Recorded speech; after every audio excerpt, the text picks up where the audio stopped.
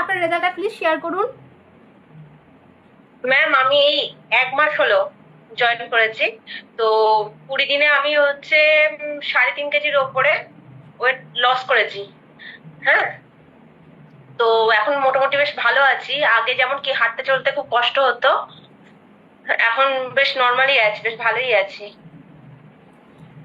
তো এই লাইভটা কেমন লাগছে ম্যাম? আর আপনাকে আপনাকে থ্যাংক ইউ ম্যাম, আপনার জন্যই হলো সবকিছু। থ্যাংক ইউ সো আপনি মাচ। যেভাবে আমাকে গাইড করছেন থ্যাংক ইউ সো আপনার মাচ। জন্যই হলো।